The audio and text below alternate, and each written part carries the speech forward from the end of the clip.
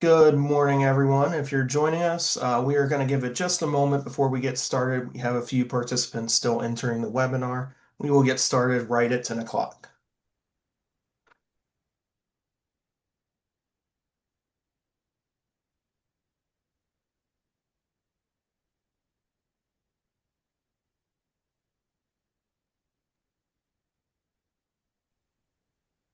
All right, good morning, everyone. It looks like there are a few people still joining us, but I will go ahead and get started with the introduction. Good morning to all of you. Happy Thursday, and welcome to today's webinar titled Baker Act Assessment and Verbal De-escalation in Crisis Situations. This webinar is being made available through a collaboration between the Florida Department of Children and Families and FATA. Please note that as an attendee, you are in listen-only mode and are only able to view your name. Your webcam and microphone have been disabled. If you have questions, please send them to us using the chat panel as you think of them. We will track questions and answer them as time permits. Please note we expect a higher than average number of attendees for today's webinar and will do our best to answer as many questions as possible. If your question is not addressed during the webinar, the presenter's contact information will be provided at the end of the presentation for follow-up questions. Our audio is broadcast through the internet to your computer. If you experience poor computer audio at any time during today's presentation, there are a few options you can try. For computer audio, click the up arrow next to Audio Settings, click Leave Computer Audio, click Join Audio, click Join with Computer Audio, and follow the instructions. If you continue to experience poor audio through your computer, try calling into the presentation. Instructions are on the screen and will be posted in the chat panel momentarily. You must be connected to the audio of this presentation and view it on screen to receive a certificate in CEUs. We cannot verify attendance if you are not connected to Zoom through the website, desktop application, or mobile application. Therefore, call-in only attendees are not eligible for a certificate of attendance or CEUs. The recording and materials used in today's presentation will be available on the FATA website within 30 business days. To access the recording and PowerPoint, visit www.fata.org, navigate to the Resource Center, and click on Training Library as shown on the screen. A certificate of attendance and CEUs for up to 2 continuing education credits are available for participating in today's webinar. CEUs are available for individuals licensed through the Board of Nursing, the Board of Clinical Social Work, Marriage and Family Therapy, Mental Health Counseling, and for those credentialed through the Florida Certification Board. To receive a certificate in CEUs, you must attend the entire webinar. Please note Zoom provides a report of the arrival and departure times of attendees. We are not permitted to provide partial credit. You must also complete the post-webinar evaluation. The evaluation will close on Tuesday, March 10th, 2026. Certificates will be distributed within 30 business days after the evaluation closes. CEUs will be posted within the same time frame. Please note, accessing this webinar using another person's join link is not permitted. If you are currently logged in using a link forwarded to you by another attendee, you must log off and register at www.fata.org to receive credit. If you previously registered but no longer have your join link, Zoom will allow you to re-register for this webinar using the same information you initially provided. Attendees who do not join through their own unique link will not have their attendance recorded and will not be eligible to receive a certificate of attendance or CEUs. This webinar includes examples of individuals in crisis. These vignettes contain depictions of suicide, intentions of harming others, sexual abuse, assault, and neglect. Attendee discretion is advised. Participants affected by this content should debrief with their supervisor, clinical lead, or a trusted colleague. This presentation is intended solely for educational purposes. The views, opinions, information, and content expressed in the presentation are those of the presenter and do not necessarily reflect the views, opinions, or policies of the state of Florida, the Florida Department of Children and Families, FATA, or the Florida Behavioral Health Association. Attendees should note that sessions are recorded and published in various media. Our presenter today will be Genesis Krampert. Genesis has served the Duval County community since 2017, beginning her career as a bilingual school therapist within full-service schools. She became a licensed mental health counselor in 2021 and joined the mobile crisis team in 2022, where she now serves as program director. In this role, Genesis oversees crisis response services countywide and has helped expand the program to serve all ages while training responders and law enforcement in crisis intervention, de-escalation, and Baker Act assessments. She is a certified youth mental health first aid trainer, suicide prevention advocate, and frequent presenter at regional behavioral health conferences and community trainings. Genesis holds a BA in psychology from the University of North Florida and an MS in mental health counseling from Nova Southeastern University. In addition to her leadership role, she maintains a private practice specializing in high conflict family cases, including custody evaluations, reunification counseling, and co parenting support. And now I would like to welcome our presenter, Genesis Krampert. Genesis, I will turn it over to you. Thank you so much, Robert. Thank you, everybody, and welcome to today's presentation. Today, we're going to be going over Baker Act assessments and verbal de-escalation in crisis situations.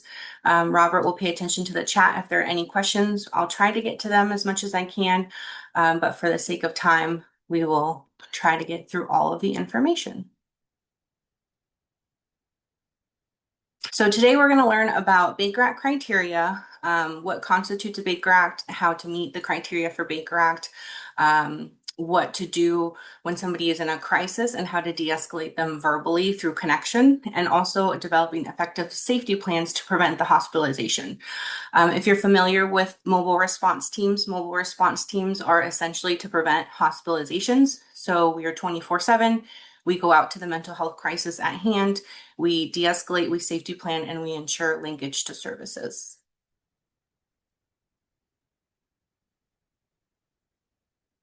This is the involuntary examination criteria, so the Baker Act criteria. The gist of everything is that the person has refused involuntary examination or is unable to determine whether examination is necessary. So children are unable to determine whether examination is necessary. Usually, if they've refused voluntary examination, it would be an adult. But when they're unable to determine, it's children, or if there's developmental delay or severe mental health concerns. And then without care or treatment, the person is likely to suffer from neglect, resulting in real or present threat of substantial harm that can be avoided through the help of others. Or there is substantial likelihood that without the care or treatment, the person will cause serious bodily harm. When we talk about serious bodily harm, it truly is imminent danger to themselves and others, as in whatever is happening, whatever behavior is going on, that person could die from the behavior or they could kill somebody from the behavior. We don't just Baker Act because they're self-harming or things like that. It has to be serious, imminent danger, as in true intent to kill or kill themselves, and the likelihood of intent to kill themselves as well.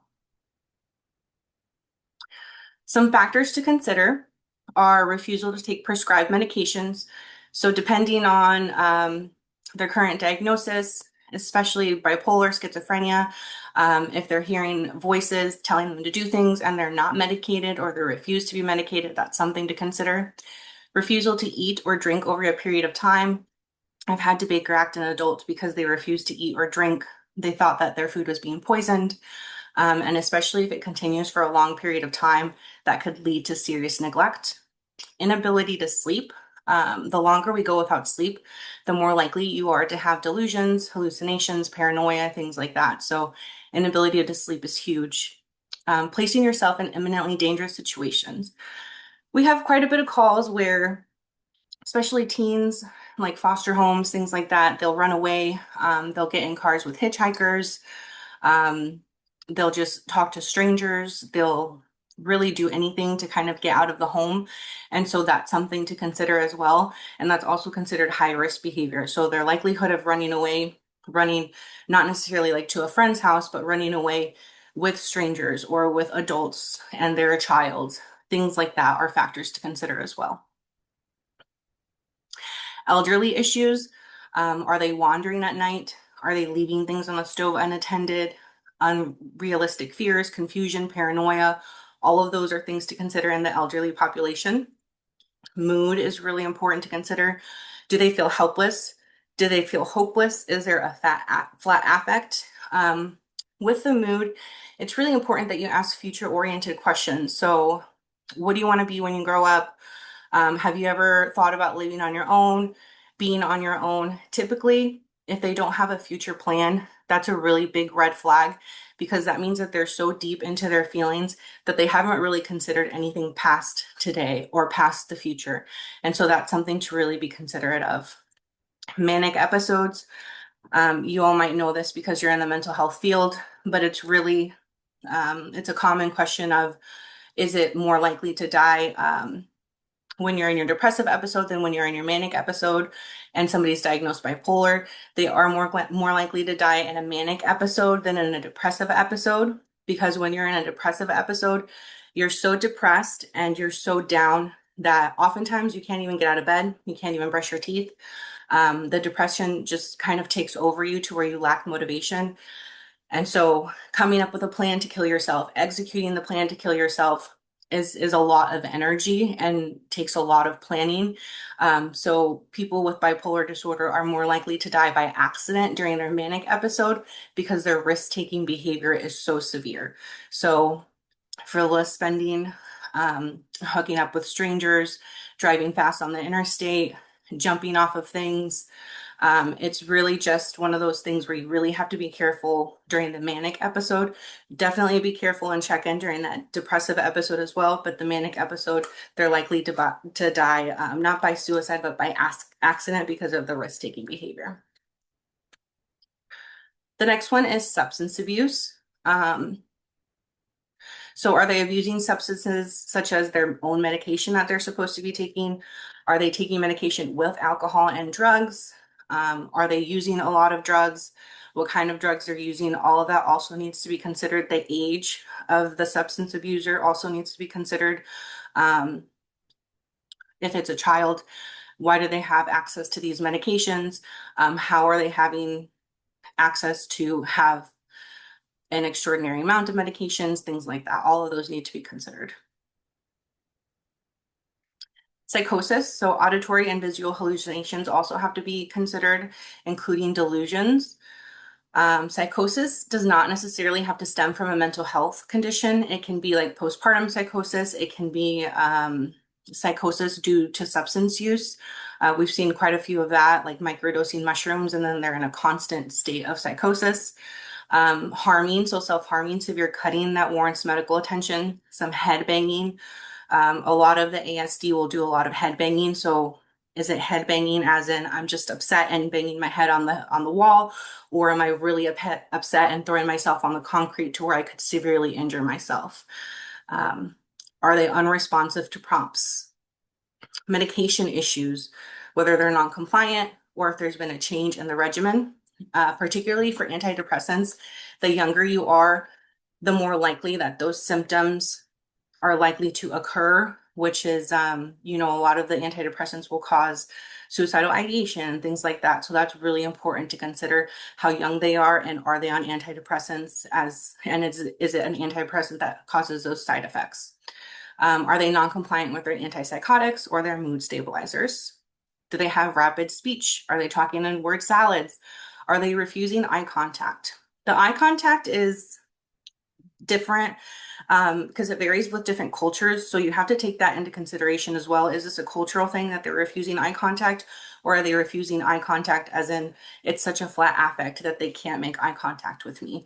And that's important in connection as well. So we'll talk about that a little bit when we talk about connection to de-escalation. Some more factors to consider, disconnected speech patterns. We talked about the word salad, pacing, lots of pacing back and forth. Are they staying up all night pacing? Frequent and quick mood changes. Are they disoriented to time or place? Are they disoriented to the person? Do they know who they are? Do they know where they are? I always ask, is it daytime? Is it nighttime? Just to check the time. Inappropriate dress or nudity. We talked a little bit about the person who is microdosing mushrooms.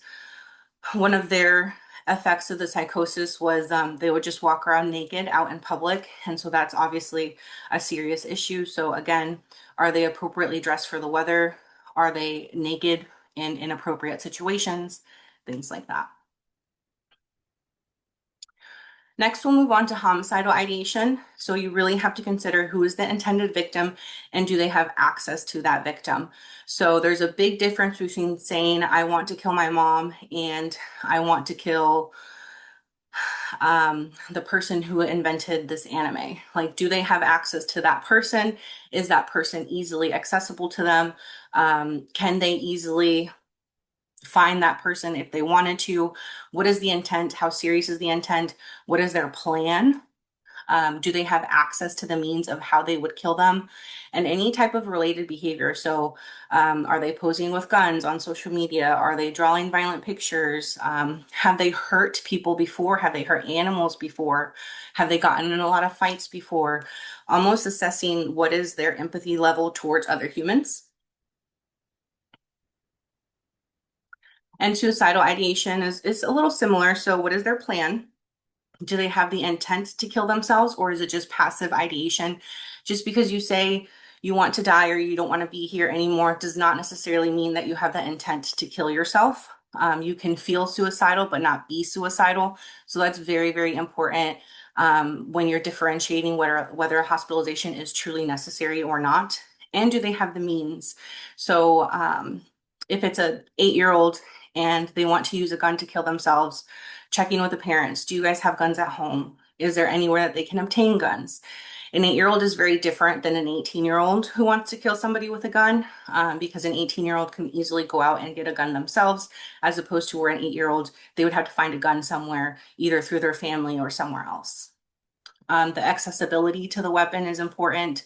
Do they want to stab themselves with a fork? Okay, we have to remove all the forks in the house. We have to remove all the knives in the house. We get a lot of people who want to hang themselves. So it becomes a conversation of, are you able to remove all the cords, all the chargers, all the TV cords, literally every single cord, every single rope, every single scarf, every single belt, everything in the house? Are you able to remove that? So making sure that those protective factors are in place when you're safety planning. It's really, really important that you ask, are you thinking about killing yourself or are you thinking about suicide? You know, being on the crisis team, we've probably asked that about 100 times and it never gets easier. It's always very uncomfortable. It's always something that is not a easy thing to bring up or an easy thing to talk about, but it's very necessary because if you ask, are you thinking about harming themselves? And somebody is truly suicidal, there's a huge difference between wanting to harm yourself and wanting to kill yourself. When you're truly suicidal, killing yourself is almost like a relief. It's a release of whatever you're feeling. And so they don't see it as harming themselves. They see it as a release from their pain. So it's really, really important that do you differentiate? Are you thinking about killing yourself? Are you thinking about suicide? You do not ask, are you thinking about harming yourself? Because it doesn't mean the same thing to everybody. Self-harm facts. It's really important that you know and understand that just because they're self-harming does not mean that they're trying to kill themselves. A lot of the mobile response teams were created to avoid unnecessary hospitalizations. Oftentimes, people were being Baker acted by police officers for cutting. Cutting is a negative coping mechanism, which is why it's so important that you ask, are you thinking about killing yourself? Because just because someone is cutting or self-harming does not mean that they want to kill themselves. It means that they're trying to cope with something and they don't know how, or they don't have a better way on how to cope. It's important to consider whether the person has made any suicide gestures or attempts to kill themselves in the past, whether it's recent months, whether it's in their lifetime, and then you ask how. What have you attempted? What have you done to try to kill yourself? Because that's important. Even if, for example, somebody has tried to overdose on prescription pills in the past, but today their plan is to stab themselves, that does not mean that we're okay to leave prescription pills out. That means prescriptions pills need to be locked up. That means knives and sharp objects need to be locked up. So always asking, what have you done in the past to try to kill yourself? Because all of that needs to be combined into one safety plan for today. Have they been hospitalized or had suicidal intent in recent months? The bottom line is you want to make sure, is this person going to be safe? So if they're not sent to a Baker Act unit or a crisis stabilization unit and you leave or you let them leave your office, are they going to be safe? Are other people's going to be safe? If you feel like the answer is no, then you really have to reevaluate on whether you need to Baker Act or not. If you feel like the answer is yes, I've talked to the parents or I've talked to whoever they live with, I know they're going to be safe. They've wanted to safety plan. They're all about safety planning. Everyone is good on the safety plan. Then you can avoid the hospitalization. As far as assessments go, we use the Columbia. We also have the Columbia for under 6 and developmentally delayed. And we use a lot of scaling questions. So scaling questions are really important when you're trying to get the intent and trying to assess for whether somebody can truly keep themselves safe or not. So some of the questions I like to ask are, on a scale of 1 to 10, 10 being you don't want to live another day, what number are you right now? And so they'll give you a number. I teach parents that a lot too, because it's a lot easier for kids to give parents a number than it is for them to tell them how they feel. A lot of parents will say, how are you feeling today? Kids are always going to say good, fine. They're not going to go into their emotions, especially if they don't have a relationship like that. So the scaling questions are easy. On a scale of 1 to 10, 10 being you don't want to live another day, what number are you right now? And then I always tell parents, if they're a 7, 8, 9, 10, call us. If they're a 1 through 6, they're okay. Make sure that your safety plan is in place and you have something that they can look forward to. Looking forward to something is really important. Another scaling question I'll ask is on a scale of 1 to 10, 10 being 100% my parent can keep me safe, what number are you? And then the kids will give you an answer. And I also ask the parents on a scale of 1 to 10, 10 being 100% you can keep your child safe, what number are you? So just kind of gauging where people are at is really important. I'll also use it with harming on a scale of 1 to 10, 10 being 100% you're going to go home and hurt yourself, what number are you? 10 being 100% you're going to kill yourself, what number are you? So you can change the scaling questions to whatever it is that you want to know, because a number is much easier than them having to explain to you, especially in a crisis situation. Okay, so this next portion is de-escalation by connection. Connection is really important when you're de-escalating. Um, it's really surprising how many times people are unable to de-escalate because they're just unwilling to make that connection. They're unwilling to take the time to make that connection. But the connection is so imperative to any type of de-escalation strategy you're going to do. I teach this to police officers. I teach this to correction officers. I teach this to any mental health agency or school staff. The connection is the most important part about de-escalation, because if you're only worried about getting them to stop the behavior, they're not going to de-escalate, because your priority is not where it needs to be. So this next portion, we're going to learn about de-escalation by connection. Robert, are there any relevant questions before we move into this segment? Yes, there are a few questions specifically on the assessments. I'm going to start there.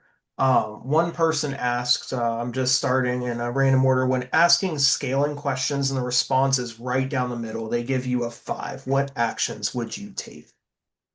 I would ask a different scaling question.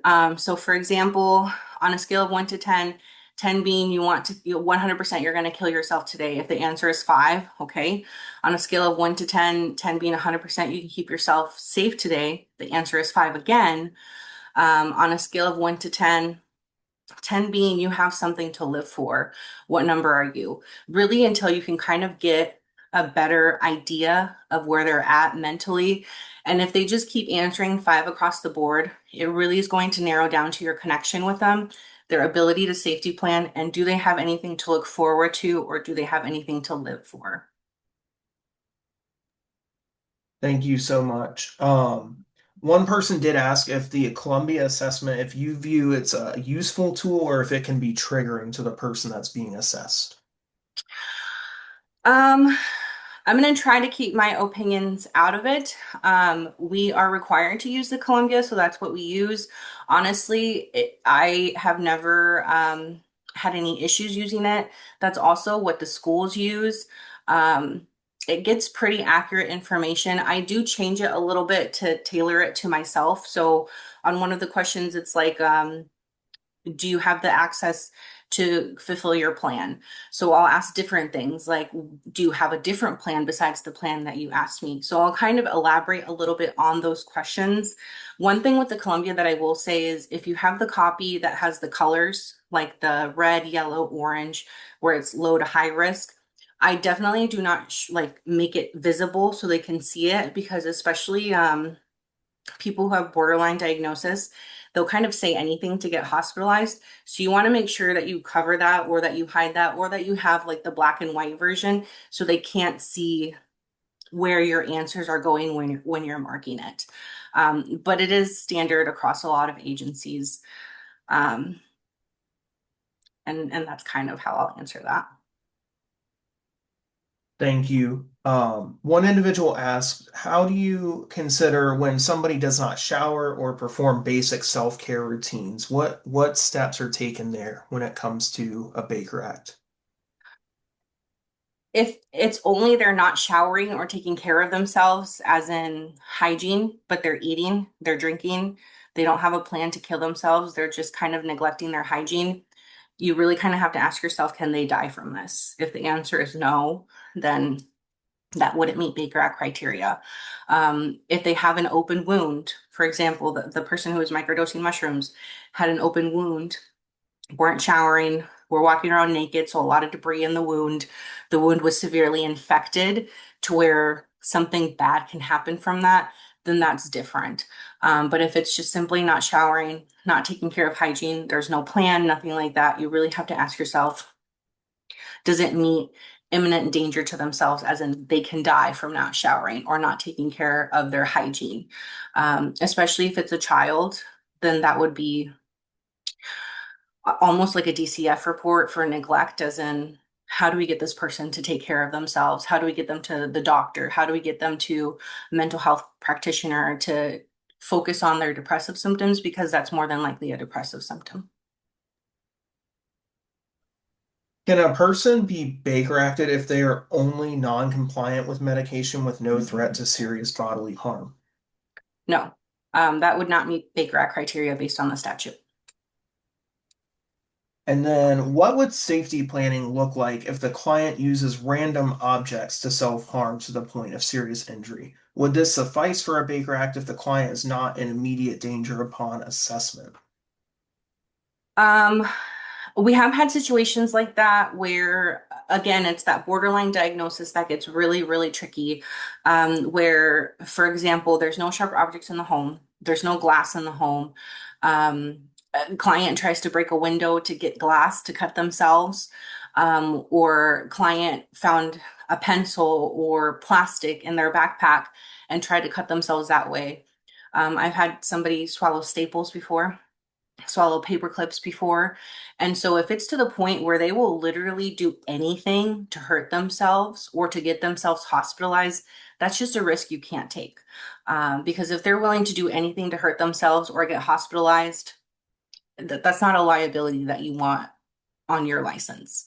At that point, you really have to consider, is this a risk I'm willing to take? Because if you let them go home or if you let them stay home and they do find something that they can seriously harm themselves with, then that's, that's on you as to why didn't you Baker Act them. Thank you. One person asks if you use a level one screener like PHQ-9 or HAMD. No, we do not use those. We have our own assessments that we use that we've developed over time. Just being on the crisis team, like relevant questions. And then the Columbia, we use a homicide brief assessment as well. But you're more than welcome to use that. That's more for diagnosing than it is for do they meet Baker Act criteria. And we'll do one more question, Robert. All right, for now, the last question will be regarding seniors. How do you tell the difference between mental health and medical, such as dementia? That's a hard one because Have they been diagnosed is a really big question to ask. If they've been diagnosed with dementia and they're leaving the house or they're threatening to kill themselves or they're hurting themselves, then that's something that you really need to consider for hospitalization. Do they have factors that are protective at home, as in they have somebody taking care of them 24/7, or do they live alone? All of that is something to consider when you're safety planning. If it's somebody who has dementia, they leave the house, they're prone to leaving the stove on or harming themselves on accident, but they have somebody with them taking care of them 24/7. That's a little more safe than somebody who has dementia, leaving the stove on, harming themselves, even if it's on accident, but they live alone. So all of those are things that you really need to consider when you're safety planning. When you're safety planning, you never just safety plan with the client. You always safety plan with whoever is around them and whoever their support system is.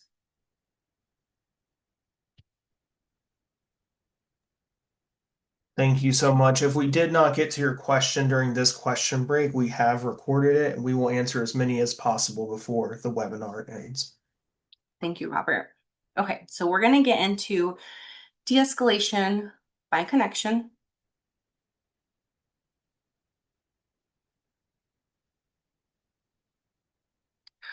So why is connection important? You truly cannot de-escalate without establishing a genuine connection. There's no trust without a connection. And when I discuss de-escalation, I'm referring to the array of crisis that happens in all settings. So whether it's suicidal ideation, family conflict, homicidal ideation, or trauma-induced responses. I want to remind everybody that nothing is linear or in order, but for the purposes of training, I'll kind of talk about things in a specific order. And we're going to assume that we're responding to a crisis and not that the crisis is happening to us in a session. It's important to establish connection because it reduces the level of arousal. Even when you've already been seeing the person, have that established rapport, have that relationship with them, you'll need to pull out your connection card, as in something that you've connected with the client before in the past, in order to de-escalate. This will make it easier if you already have a connection with them or a relationship with them, but it's still important that you do it. You must be able to connect with somebody empathically and genuinely in order to truly de-escalate someone. This cannot be forged or disingenuous. And you want to make sure that you're able to set your own beliefs aside. So we're all humans. We all have our own sets of beliefs. We have to be able to set aside our judgment, to set aside our own beliefs, and truly accept and recognize their perspective as their reality. This next video that we're going to watch is by Dr. Brene Brown. I really want you guys to focus on the most important quote out of this whole video. And it's, I don't even know what to say right now. I'm just so glad you told me. This is important because as therapists, as I'm sure many of you here are therapists, we feel like we always need to have an answer for something. And it's so important that you know that you do not need to have an answer. You do not have to have an answer to every problem. Sometimes sitting in silence is okay. And just validating that you're here to help them, and that you're here to connect with them.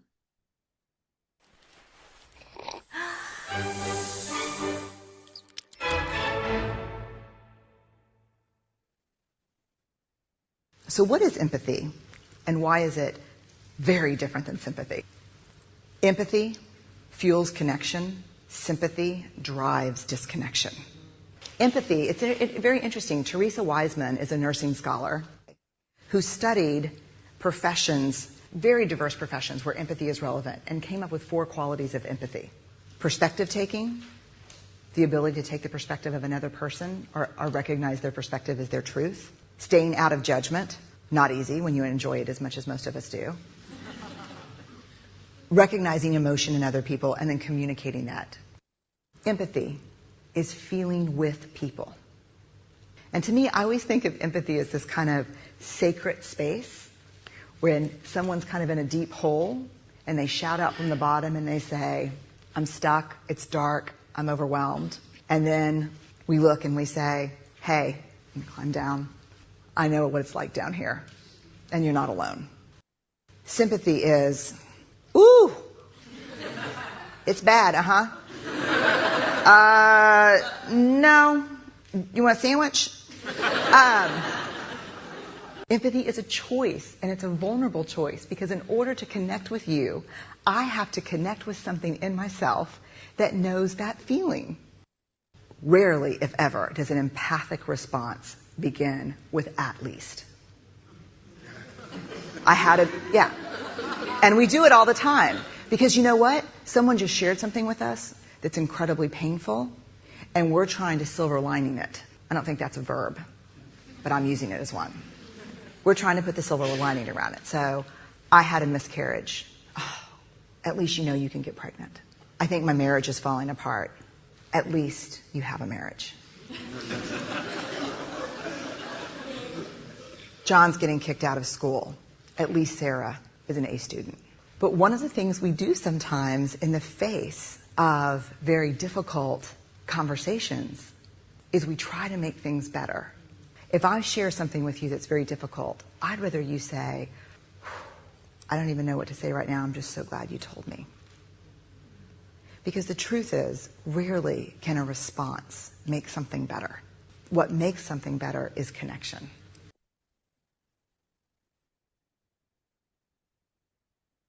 Okay. It's a cute little video.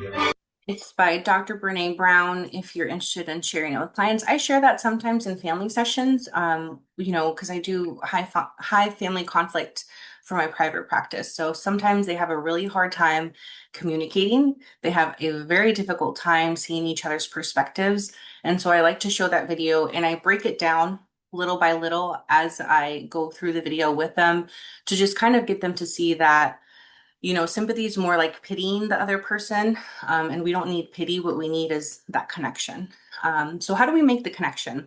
You really want to focus on positives. What do they like?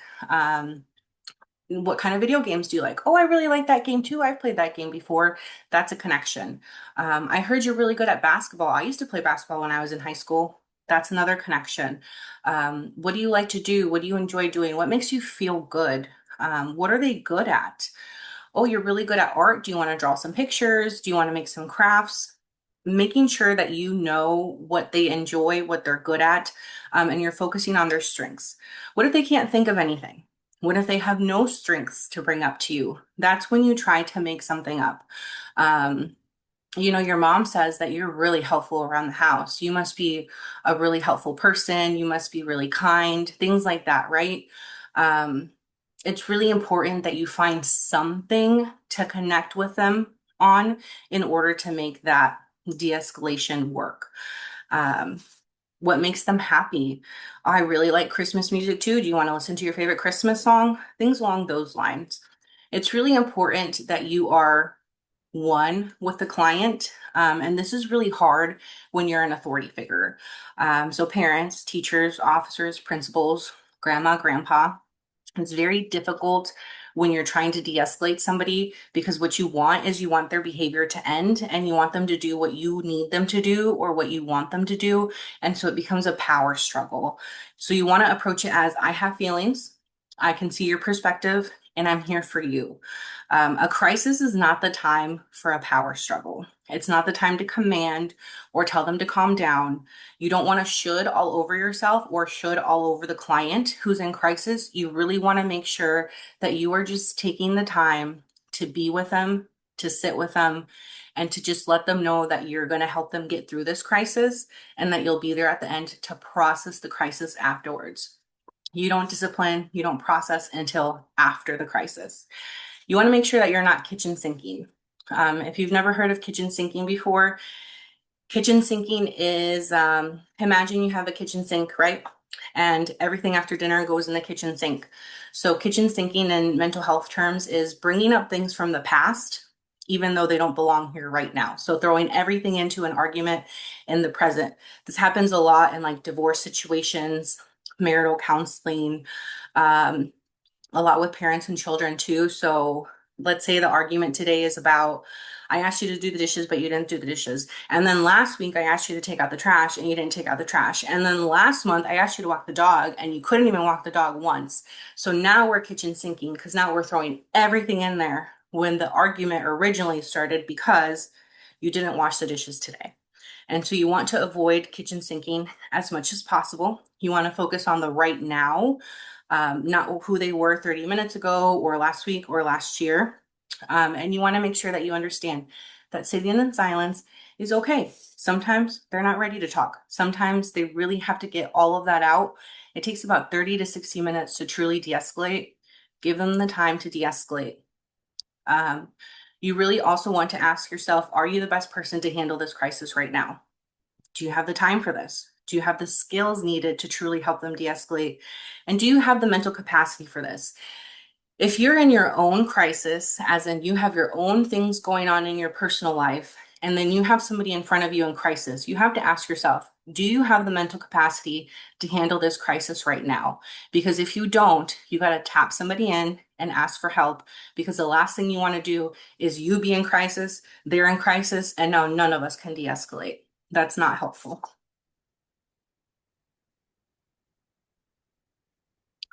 We're going to talk about specific populations next. So knowing your audience is really important. Who are you attempting to connect with? Are they ready for the change? You want to adjust your approach and beliefs based on who you're working with. And you most certainly want to adjust your face. So remember we talked about no judgment. You have to have neutral facial expressions all the time when you're handling crisis situations. You do not want your judgment to be visible all over your face. If they're doing something that you disagree with, or they're doing something where you're like, oh my gosh, I can't believe they just did that, you cannot let it be seen on your face because you're only going to further escalate. Sometimes when we're in crisis, we tend to let our guards down. So you want to make sure your guard is up, you're aware of your body language, you're aware of your facial expressions.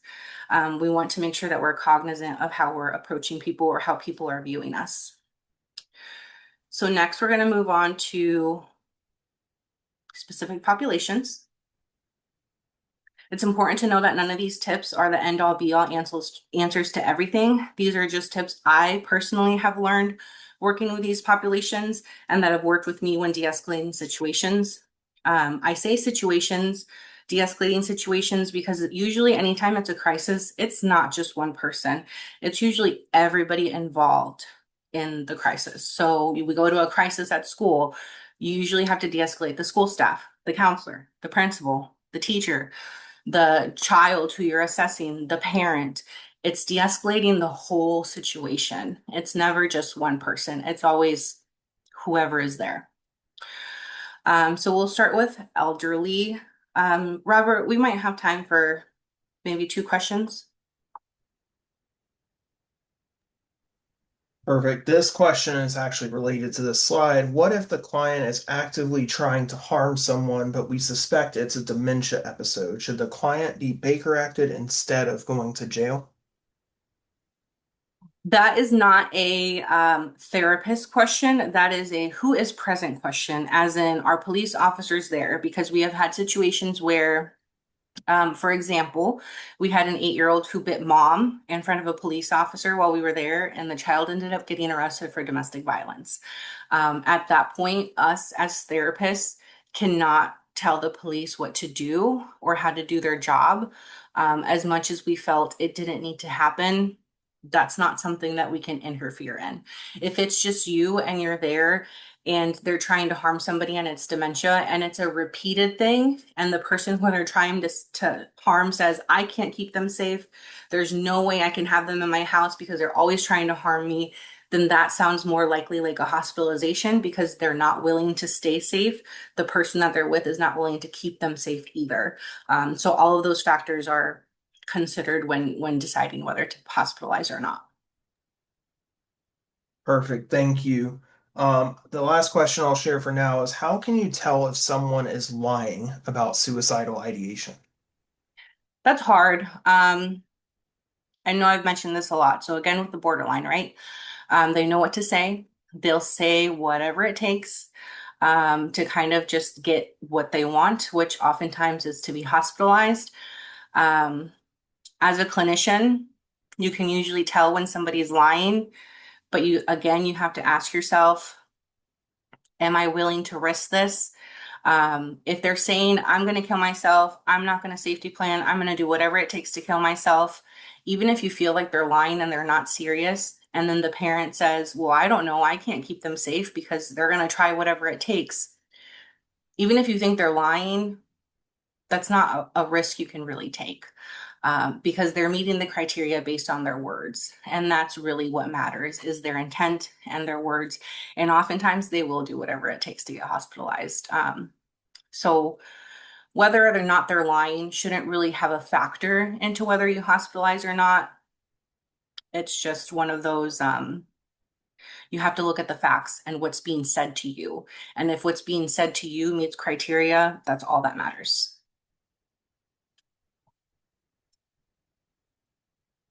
Okay, thank you, Robert. So elderly. You have to consider, do they have a neurocognitive disorder like dementia, Alzheimer's, and how severe is it? Is it fresh? Have they had it for a long time? Have they been able to manage it for a long time? Did it just recently get more severe than in the past? Um, who are they talking to regularly? So there's been multiple studies done on longevity, and the overall consensus is that talking to at least three people every single day, three strangers every single day, can increase your lifespan. So are they elderly and they talk to no one? They have no family. They live on their own. They don't leave the house. That's more serious and more of a red flag than somebody who is elderly, lives on their own, goes to the grocery store, talks to the mailman every day, goes on a walk, talks to the neighbors while they're on their walk. There's such a big difference there between motivation and a willingness to live than someone who is just kind of closed off and doesn't want anything to do with others. So again, longevity, if you want to live a long time, talk to at least three strangers a day. That's what the studies say. Looking at what does their day-to-day look like? Are they leaving the house? Are they able to talk to other people? Do they have a support system? Um, you want to make sure that you consider despair versus meaning. So a lot of times our elderly are in the despair versus meaning stage of their life. Um, so where are they at on this spectrum? Many of those in despair will struggle thinking of positives, and they'll struggle identifying their strengths. This might have a lot of this might have to do a lot with resentment or disappointment that they have in their life. A lot of those in this population have a lot to teach us.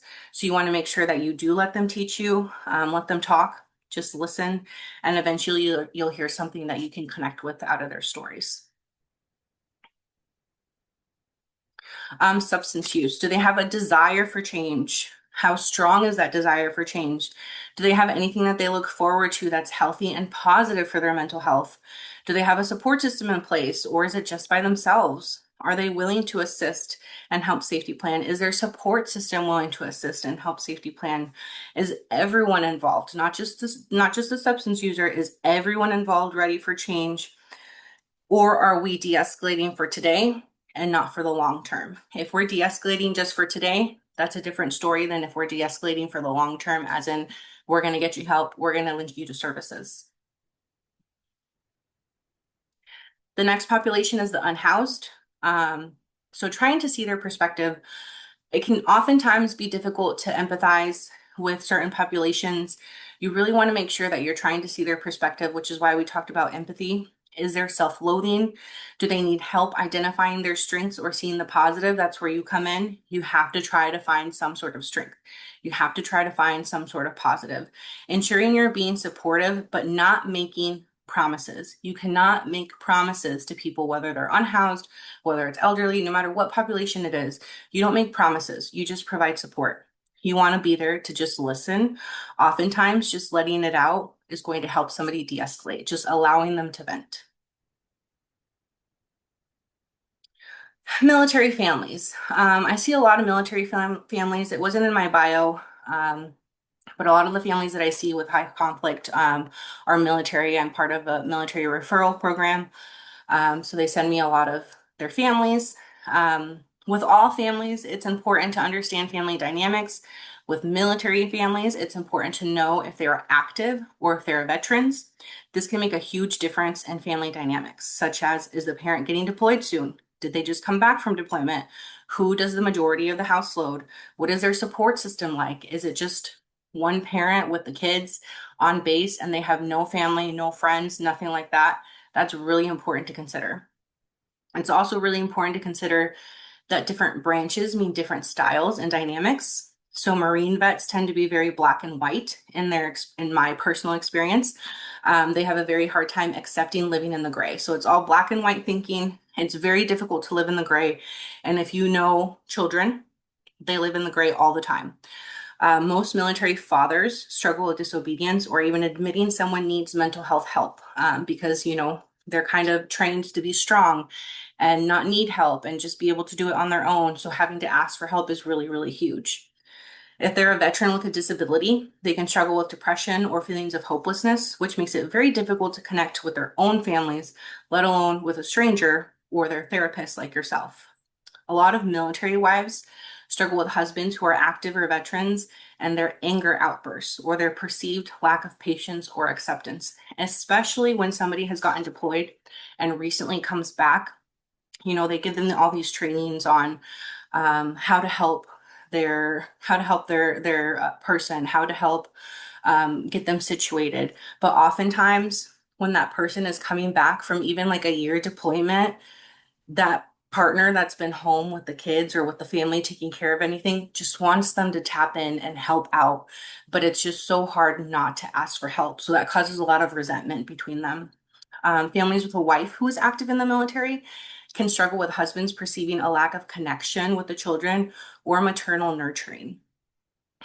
Much of what I'm describing makes it difficult for families to connect with each other, let alone with you. So it's really important that you don't force that.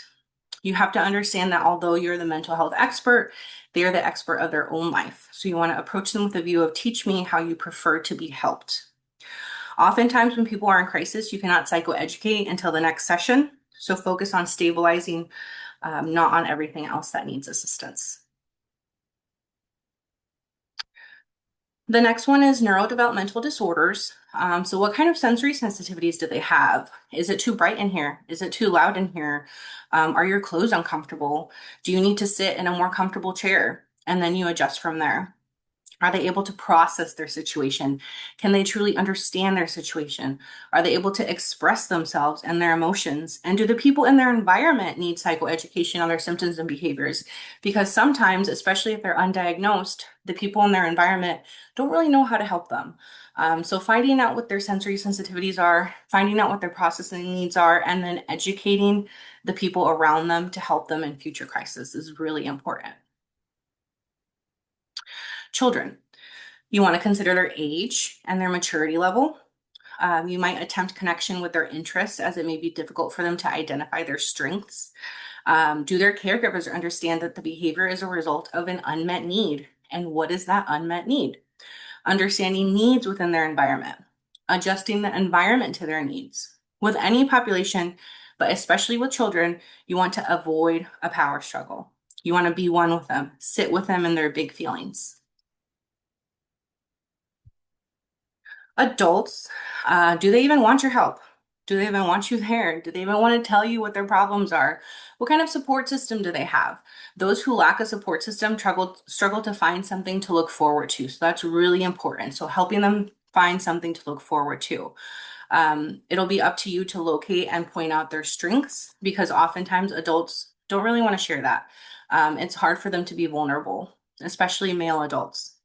What kind of job do they have? Is it a stressful job? Do they struggle with the stress of not having a job or difficulty finding one? Have they ever had mental health help before? Did it help them or did they not like the help? Why or what were the barriers to getting help? You want to avoid any psychoeducating before making the connection. And that's really with every single person in crisis that you're dealing with. You want to avoid any psychoeducation before you've even made that connection. So some of the commonalities are support, strengths, optimism. Their reality is valid, even if you don't think it is. Positivity, you want to be empathetic, and your approach really is everything. And if you take anything from all of that, it's that their reality truly is valid. It's their life and it's how they view it. And all they need is for you to validate it. So approaching someone in crisis. This is very important. Your approach is everything. If you can't approach somebody appropriately, you're already starting off on the wrong foot. So your therapeutic style is very important. I have a few therapeutic styles that I use. So we'll kind of go through that. I want to make sure that I point out that you really need to set it all aside. You don't want to focus on disciplining or psychoeducation. You want to focus on stabilization. If you must psychoeducate, again, you only do that after de-escalation. So TBRI is trauma-based relational intervention. We like to have our entire team trained on this. It's really important. So basically TBRI, I'll try to explain it as best as I can. So pretend that this is a brain. The front part of your brain, when you have a trauma, just like with drugs and alcohol, shuts off, right? So your lid is flipped. So the logic reasoning part, when you've been triggered by a trauma, is flipped. The only part of your brain working is the amygdala, which is the part of your brain that only works on emotion. So I'm really angry. I'm really upset. I'm going to kick. I'm going to scream. I'm going to hit. This logic and reasoning, consequences, what's going to happen if I kick the teacher, what's going to happen if I hit my wife, things like that. That's not happening. It's just the amygdala.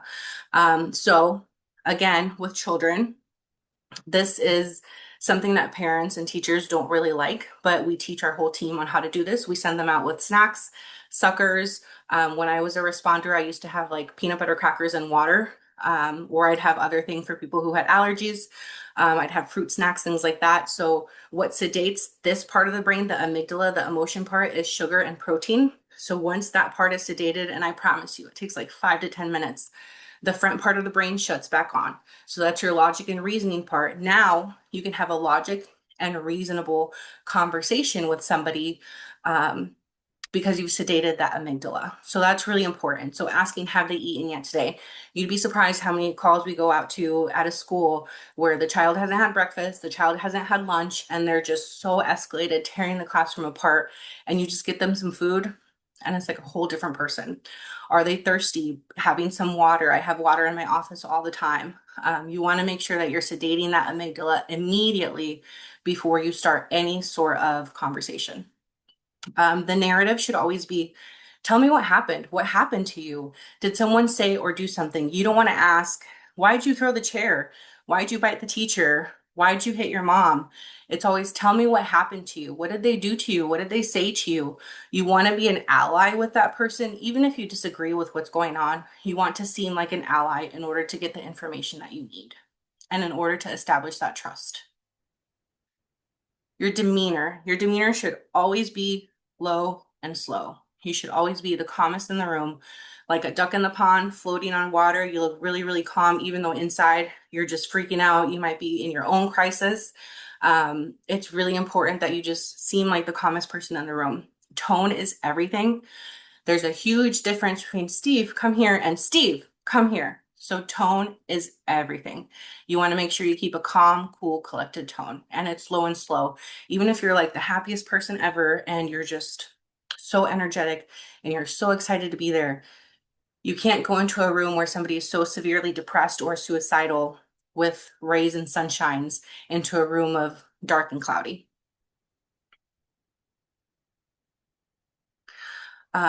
Your questions and answers. So you want to make sure that you have open-ended questions. What happened to you today? What would you like to happen? What's going to make things better for you? Pointing out how they feel as opposed to asking them how they feel. I can tell you're really upset by that. You seem really sad. It seems like you're having a hard time. And checking for accuracy. You never want to assume that you know, and you want to avoid multiple, it sounds like. I skipped it. I'm sorry. You want to avoid multiple, it sounds like. So I know they teach us this in school, but when you repeatedly say it sounds like you're struggling, it sounds like you feel alone, it sounds like you feel angry, well, that's because they do. That's because I do feel angry. That's because I am struggling. So just avoiding multiple, it sounds like, is really important. You want to introduce yourself. My name is Genesis, and I'm here to help you. I'm here for you. Mirroring their body language. You'll have a lot of people who sit on the floor, who are very slumped. You don't want to be standing above them because that sets the tone for you're above them.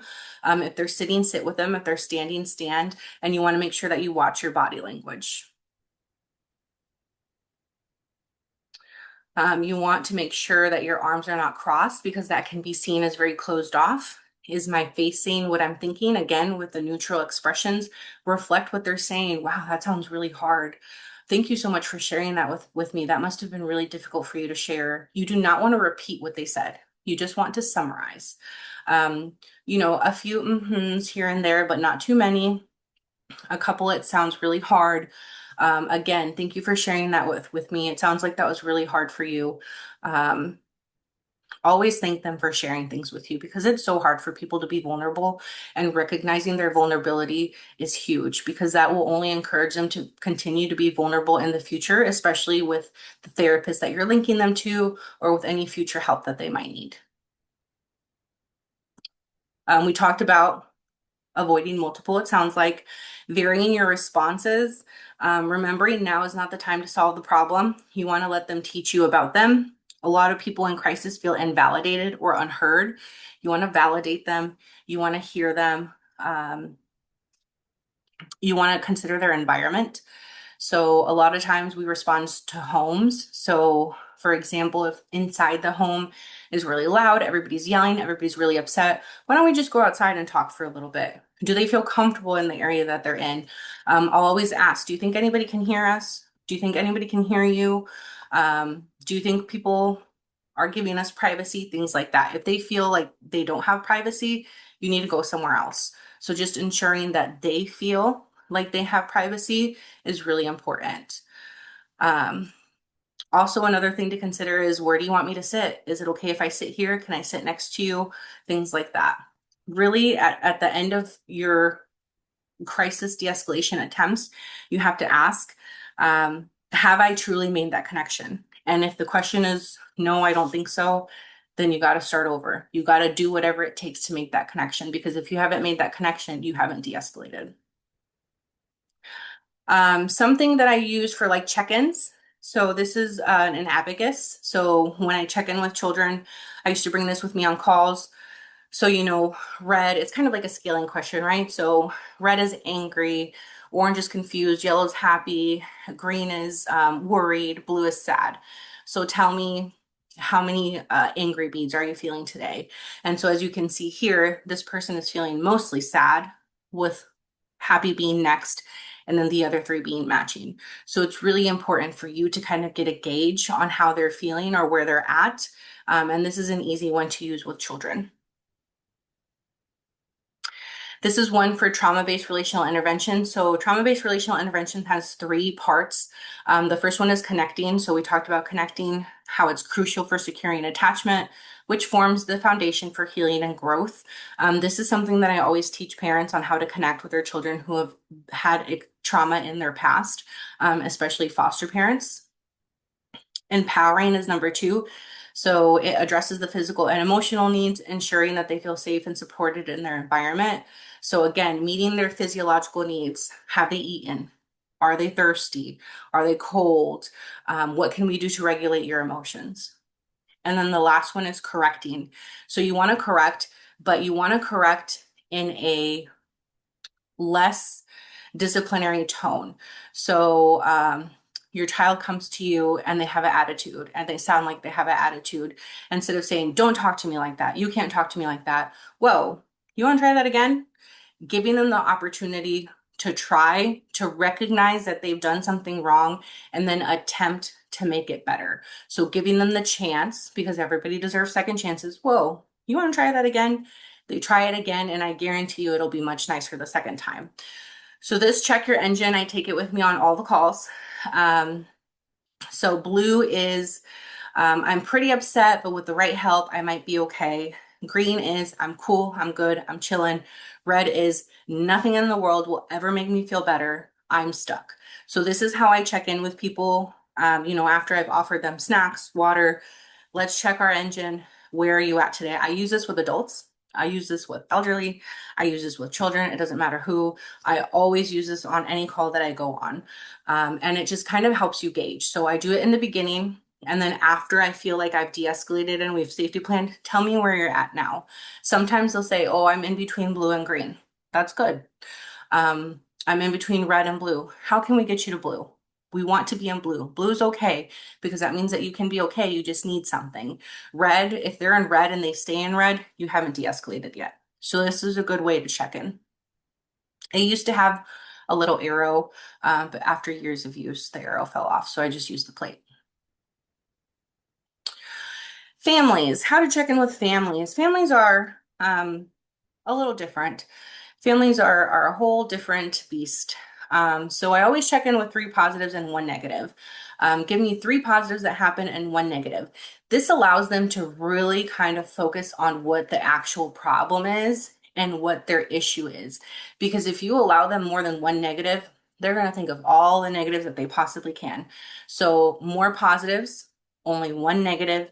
It allows them to truly pick their battles and focus on what the root of the issue is. But then it also forces them to see the strengths because sometimes, especially in high conflict families, they have such a hard time finding strengths and such a hard time finding positives that it can just be a session full of just negative energy the entire time. But if they think of some positives, everybody's demeanor changes.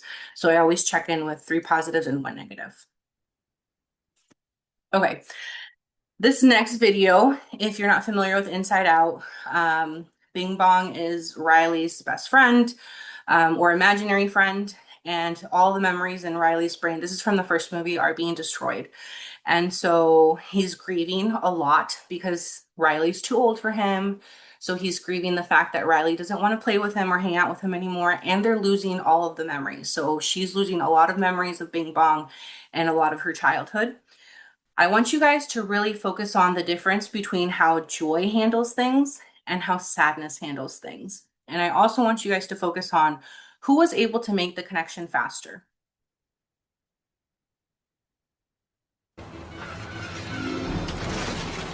No! No, no, no, you can't take my rocket to the top! Riley and I are going to the moon!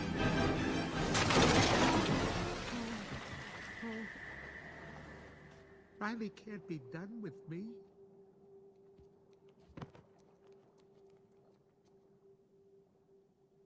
Hey, it's gonna be okay. We can fix this. We just need to get back to headquarters. Which way to the train station? I had a whole trip planned for us. Hey, who's ticklish, huh? Here comes the tickle monster. Hey, Bing Bong, look at this. Oh, here's a fun game. You point to the train station and we all go there. Won't that be fun? Come on, let's go to the train station. I'm sorry they took your rocket. They took something that you loved. It's gone. Forever. Sadness. Don't make him feel worse. Sorry. It's all I had left of Riley. I bet you and Riley had great adventures. Oh, they were wonderful. Once we flew back in time, we had breakfast twice that day.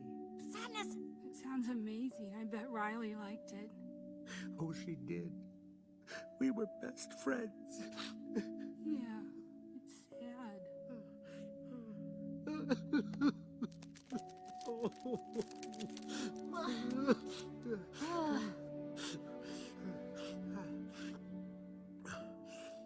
I'm okay now. Come on.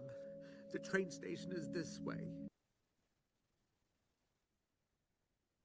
Okay, so if you noticed, Joy was very solution focused, trying to tickle him.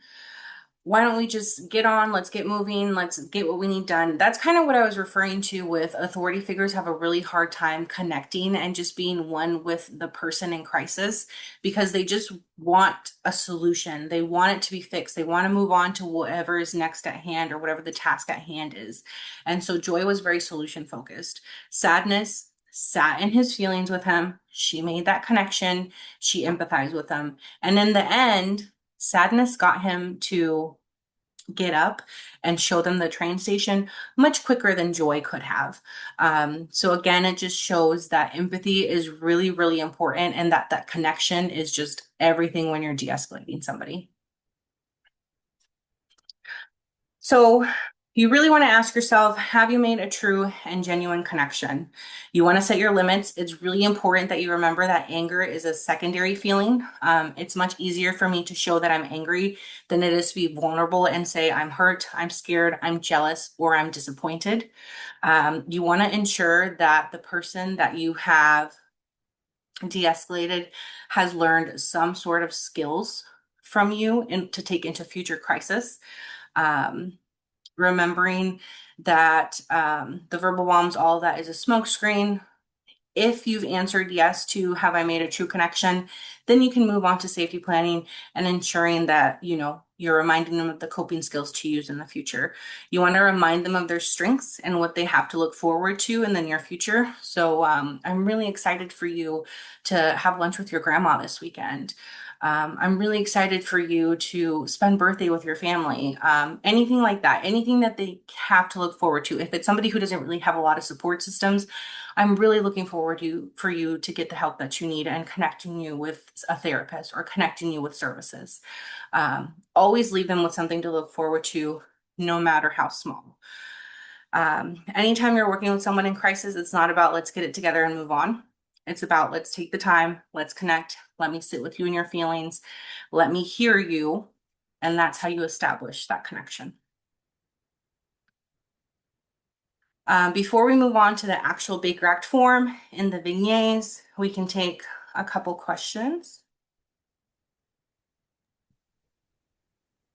There are several questions. I'm going to start with the most relevant that on the previous slides. Would you use TBRI techniques for adults as well, or is it just geared for children and teens? Yes, I use TBRI for everyone, every call, even if they don't have trauma, which I'll be honest, working on a crisis team, I don't think we've ever seen somebody who doesn't have some sort of trauma. But yes, you use it for adults, everyone. Honestly, I've used it on my husband before. He has a very stressful job and he'll be really upset on the phone with a client being a little loud, and I'll bring him like an Oreo or something, and just immediately you can just see the demeanor change. Thank you. Do you have any suggestions for if you were in the school setting and it is not possible to safely move the child, but school staff is rushing the process of de-escalation? Yes, that happens quite a bit. Always make sure that when you are assessing somebody in school, you have privacy. So that's something huge that I ensure that all of my staff does. You do not ever meet with a client with somebody else in the room. I don't care if it's a parent, I don't care if it's the principal, I don't care if it's the teacher. I cannot do my assessment and get an accurate reading unless it's just me and the client. If they're rushing you, let them rush you. That's really kind of where your own empowerment comes in, as in, I'm doing my job. I need you to let me do my job. We've had calls where they're constantly knocking on the door. What's going on? What's the update? What's the update? I don't know because you keep interrupting. So just making sure that you're direct and that you feel empowered to say, hey, this is going to take time. I need time, especially at the end of the school day when they call at 2:30 and class dismisses at 2:45. We have a whole policy and procedure of everybody needs to know that administration needs to stay until we leave the school. Transportation needs to be provided for this child, whether it's the school resource officer taking them home after or the parent coming to pick them up after. But we're never going to send a child to walk home or not have a way to get home. So don't let them rush you. Just have policies and procedures in place that protect you and the child. Thank you. Is there an organization that offers TBRI trainings? Yeah, so there's quite a few. You can Google them depending on your area where you're in. I just know of a couple here in the Jacksonville area because I'm located in Jacksonville, Duval County. But you can Google them.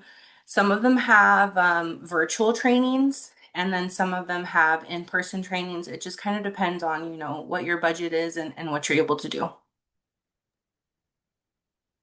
Thank you. What Mhm. types of strategies should we use to show more empathy as opposed to sympathy?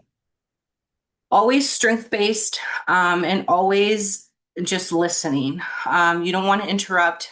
Solution focus is not the time to You don't want to use solution focused in any crisis. I use a lot of solution focused in therapy sessions, but not in crisis. You can't use solution focused because it's not really the only solution you're trying to get is safety planning.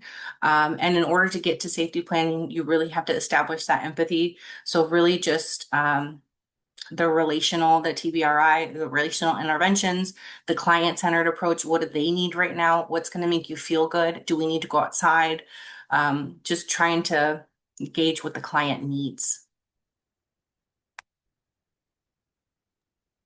Perfect. The next question is a situation example, which I think will take us nicely into the next section. Is there a way to Baker Act someone even if what the individual is saying does not meet the criteria? And the example they provided is someone is manic and not on their medications. The family has called the police because of high risk behaviors, but the police are saying the person doesn't meet the criteria because the individual knows how to answer the criteria questions. Is there a phrase that needs to be said to police, or is it out of the family's hands? So this is a very this is pretty common, especially with adults. So for example, as a crisis team, we always need the adults that we're assessing's consent in order to go out and assess them. Unless the family has power of attorney or something that says that they have the power to make medical decisions over that person, then we can go out and assess without the individual's consent. So let's say you have the adult's consent. You go out there, you assess, they're like, no, nothing's wrong, nothing's wrong. The parent or the adult, the other adult in the home gives you specific examples of what they're doing, such as they're waking up with knives in the middle of the night. They've beat up dad. They've done this, they've done that. In those situations, even if the police don't think they meet Baker Act criteria, that doesn't mean they don't meet your Baker Act criteria.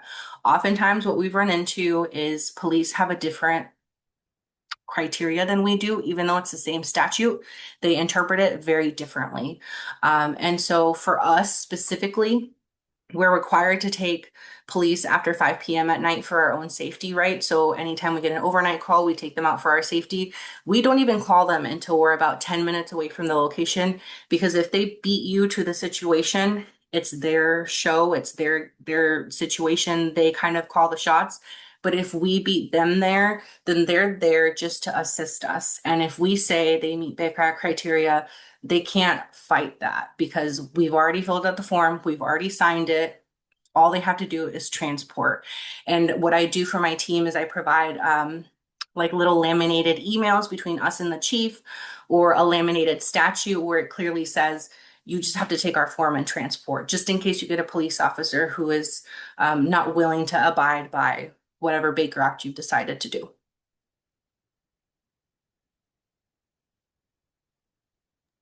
Thank you. Do we have time for more questions, or do we want to go into the next section? We'll go into the next section, and then maybe after the vignettes, we'll have more time.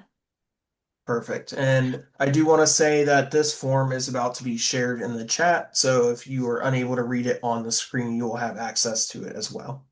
Thank you, Robert. Okay, so this is the Adobe version of the Baker Act form, so it's the fillable version. If you've never filled out a form before, this will kind of walk you through it. If you have filled out a form, I'm sorry, but maybe you might learn something. So this is kind of just a review. So obviously the individual's name at the top there, the time, whether it's AM or PM, the date, whatever county the client is in goes here. So for example, I live in St. Johns County, but sometimes when I do virtual assessments, the person is in Duval County, so it's always Duval County. Your license number, if you're licensed, you should always memorize your number because you're going to need it, especially if you're doing a lot of Baker Acts. And then you check which one you are. Are you a mental health counselor? Are you MFT? Or are you social work? The criteria. This is new. I think they changed this maybe about a couple years ago, where they want the F code. So if you can get the F code, get the F code. It's really important to remember you cannot Baker Act somebody with the primary diagnosis of autism or ADHD because those are neurocognitive disorders. They are not mental health disorders. Mental health disorders have to be first. So whether that's major depressive disorder, oppositional defiant disorder, disruptive mood dysregulation disorder, intermittent explosive disorder, and then secondary can be autism spectrum disorder. So even though Autism might be their primary diagnosis with their primary care provider, with their regular therapist. It cannot be the primary diagnosis for a Baker Act. That is really, really important for you guys to know. You cannot Baker Act somebody with the primary diagnosis of ASD or ADHD. It has to be something else, a mental health disorder first. So this next portion here where it says this is one or the other. It's not both. So either they refuse voluntary examination, which is likely for adults, so that's A, or they're unable to determine that an examination was necessary. So B is for children or for those who are developmentally delayed and cannot really ask for an assessment themselves. Now, number two, you can either do both. It's not one or the other. So A is likelihood to cause neglect. So whether the parents are neglectful, whether, we talked about the adult who wasn't eating or drinking, she had a lot of psychosis, a lot of paranoid symptoms, things like that. So for her, it was A and A because she really couldn't consent to the services herself. I mean, she consented for us to go out, but she did not want to be hospitalized. So it was A and A. Um, B is their substantial likelihood to cause harm to themselves or others. Sometimes you do have to check both. This section right here, supporting evidence, I've seen so many Banker Act forms with so many things in there. This is really just the client's information. So client reported this, client reported that, client reported this. Always client reported. You do not want to include any of your opinions on these forms because it is not opinion based, it's factual based. So client reported they will kill themselves with a knife. Client reported they're a 10 out of 1 to 10, with 10 being I will absolutely kill myself when I get home. Client reported they attempted to overdose 2 months ago. Client reported they have access to guns at home. It's all client reported in here. The next section, the other information, that's where you can put family information. So school staff reported this, responder reported this, mom reported this. I'll always put information in there like mom reports she cannot keep client safe, or dad reports unwilling to keep client safe, or foster parent reports unable to keep client safe because they have 7 other children at home and can't watch them 24/7. Whatever information you have that's not directly coming from the client goes in other information section. This involuntary examination for OP services, this section here is only for doctors. If you are not a doctor, you do not put anything in that box except for NA because you never want to leave a box blank in case somebody fills it in. Always NA in this box unless you are a doctor. This information here, for information for law enforcement, the age, the gender, the race, ethnicity. This is important. I've seen a lot of Baker Act forms without this. This is important because sometimes people are not happy about being Baker Acted. So when the police are trying to get them into their car, they'll run away. Or let's say something tragic happens and there's an accident on the way to the facility and the person leaves. We need to know what they were wearing, what they look like, where they were last seen. So oftentimes I'll ask them myself, or I'll ask the responder, how tall do you think they are? How much does it look like they weigh? What are they wearing? What's their hair color? And then always put where they were last seen. Here is access to weapons. Weapons can be anything, whether it's knives, whether it's forks, whether it's scissors, whether it's guns. If somebody is saying, I'm not going to lock all the knives in my house up, I'm not going to lock my guns up, I'm not going to take all the forks out of the kitchen, then they have access to those weapons. And so it's very important that you put it in there, whether they're violent. So for example, if they have recent run-ins with police, I had one person that I Baker acted who had just gotten in a fight with the police the week before, so put on there resisted police officers last week. Any pending criminal charges, especially violent ones, that's where that line will go as well. And then your phone number, your professional printed, your professional name printed with your credentials, date, time. When you're doing the fillable form, the online form, the last thing you want to do is your signature, because once you sign it, it saves the whole thing and you have to go back and sign it. So if you're using Adobe, make sure you have a signature in Adobe, and the signature is the last thing you do. Okay, so um, any questions over the form? We'll take 2 questions over the form and then we'll go into the vignettes. Um, so a couple of questions about the form. You mentioned that for the diagnosis that ADHD and autism being neurocognitive disorders cannot be used. Somebody said, I understand autism, but why ADHD? Because I don't know, that's just the rule. You can't Baker Act somebody with just ADHD. They can have something with ADHD, but ADHD can't be the primary diagnosis. And I only know that because we've had a lot of people be denied with the ADHD diagnosis because it is a neurological disorder as opposed to a mental health diagnosis. So What no if they, neurological disorder. Sorry, go ahead, Robert. sorry, what if they have not been diagnosed with a disorder yet? I think the implication of this question is if autism or ADHD is suspected but not confirmed. If it's suspected, then you don't put it on here. Really, a lot of times when you're Baker acting somebody, they may have not, especially if you're on a crisis team, they may have not ever had any counseling or previous hospitalization or any formal diagnosis before. So really what this box is asking you is what is your diagnosis? And that can be very difficult because you're only assessing them for what, maybe 2 hours. You've only seen them for 2 hours. So that's the diagnosis that you go based off of your knowledge of this is the symptoms that I'm seeing, these are the symptoms I'm seeing, and this is the diagnosis that I'm giving them. All likelihood is that when they get to the hospital and they're assessed again, that diagnosis will change based on whatever the hospital staff feels is the diagnosis. I will say one more thing with this diagnosis box here. I always ask, does anything run in the family? Depression, anxiety, schizophrenia, bipolar, because all of that is genetic, so it runs in families. If somebody says, yes, my dad is bipolar, my aunt is bipolar, my grandma's bipolar, somebody in the family is bipolar, depending on how close they are to the client, I'll put in here, like on the very bottom, I'll put bio father diagnosed bipolar because that's important for the hospital to know because the symptoms that they're seeing could possibly be that, but we don't know them and we haven't seen them long enough to give them that diagnosis. Does that make sense? Hopefully. Yes, I think so. Okay. Okay, so next we'll go into the vignettes.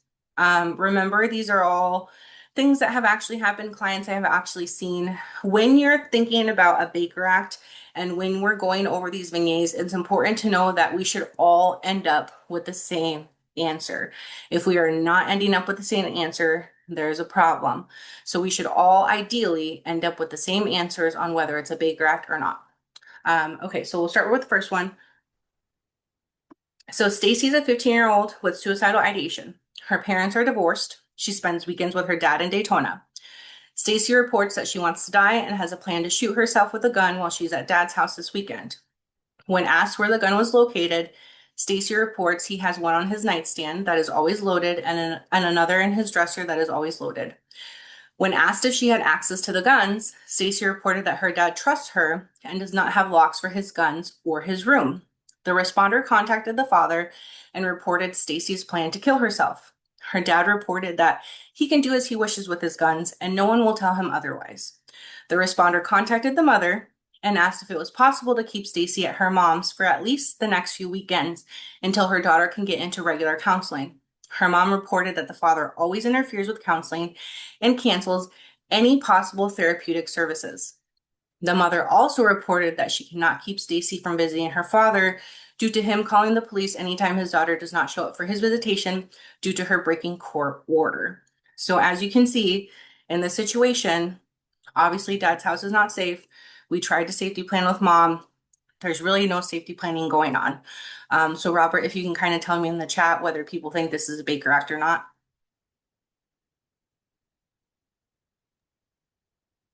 Yes, it seems overwhelming majority is it is a Baker Act. Yes, it is a Baker Act, and it's a Baker Act because the father was unwilling to safety plan. If the father was different and was like, oh my gosh, I had no idea. I can't believe she has this plan. Let me get rid of all my guns. Maybe I can take him to my brother's house. I'll do anything that it takes to keep her safe.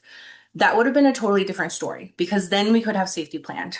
Again, he did not want a safety plan. So client reports she'll kill herself with gun at father's house this weekend.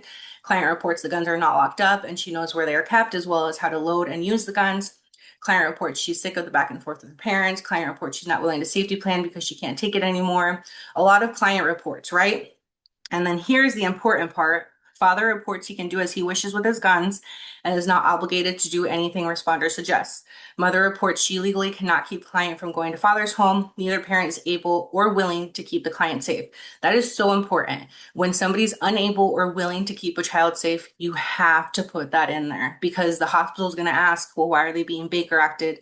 In some situations, obviously this one's very cut and clear, but in some situations it's like, well, why are they being Baker acted? Because the parents are unwilling or unable to keep them safe. So you have to put that in there.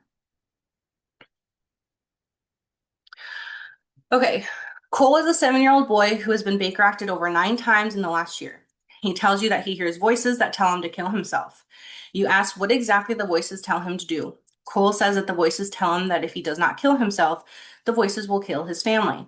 You talk to the mom, and she assures you she took Cole to his first psychiatry appointment last week and that he has started medication. His mom tells you that she sleeps with Cole.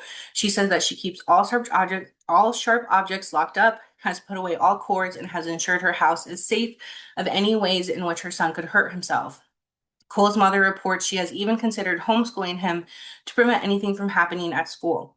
Cole is unwilling to safety plan as he truly believes his family will be killed if he does not kill himself. His mom says she will ensure Cole's safety and will take him to the emergency room if she feels he is at risk. Cole takes his medication and tells you he is tired and just wants to go to bed. What do we think?